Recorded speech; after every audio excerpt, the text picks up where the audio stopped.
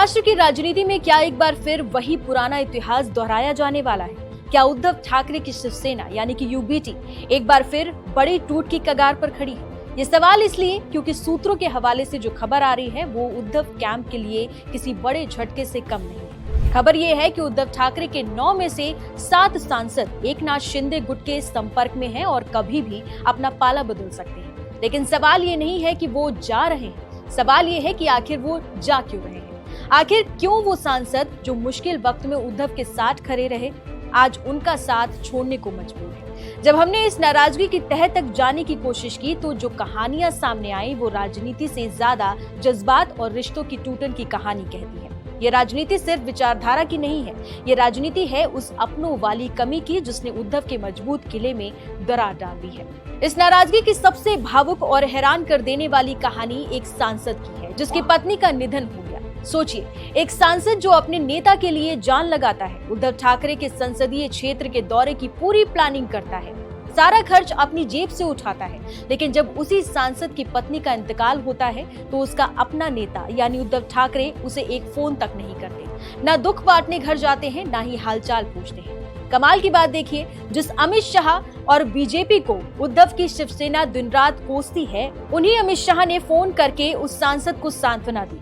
अब आप खुद सोचिए, उस सांसद के दिल पर क्या गुजरी होगी। उसे लगा होगा कि किस नेता के लिए वो लड़ रहा है, उसके पास उसके आंसू पोंछने का वक्त नहीं है, जबकि विरोधी खेमे का नेता उसके दुख में साथ खड़ा है। क्या यही वो पल था जब उस सांसद का मोहभंग शुरू हो गया? नाराजगी की फहरिस्त यही खत्म नहीं होती। एक और सांसद की कहानी भी ऐसी ही है। उनका एक भयानक एक्सीडेंट हुआ, पैर में गंभीर चोट आई, वो अस्पताल में थे। उन्हें उम्मीद थी कि मातोश्री से कोई फोन आएगा, उद्धव जी हाल पूछेंगे, लेकिन फोन आया एकनाथ शिंदे और देवेंद्र फडणवीस का। इन दोनों नेताओं ने न सिर्फ हाल जाना बल्कि इलाज में हर मुमकिन मदद की पेशकश भी की। अब राजनीति अपनी जगह है, लेकिन इंसानियत और मुश्किल वक्त में मिली मदद इंसान कभी नहीं भूलता।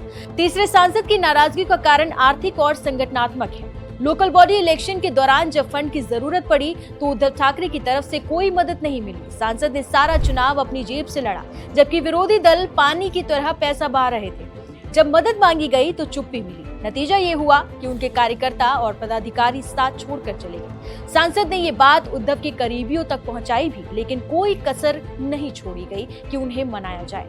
क्या उद्धव ने खुद खो दिया है अपना किला?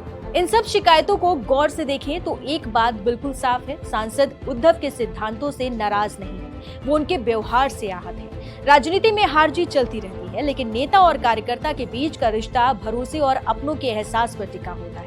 उद्धव के सांसद अब उन लोगों की तरफ खींचे चले जा रहे हैं जिन्होंने उनकी मुश्किलों में उन्हें अपनापन दिखाया, जो शायद उन्हें अपनी ही पार्टी में नहीं मिला। अगर 9 में से 7 सांसद चले गए तो उद्धव ठाकरे के पास जमीन पर क्या बचेगा? क्या वो इस बगावत को रोक पाएंगे या फिर महाराष्ट्र की सत्ता का ये समीकरण एक बार फिर से पूरी तरह से बदल जाएगा?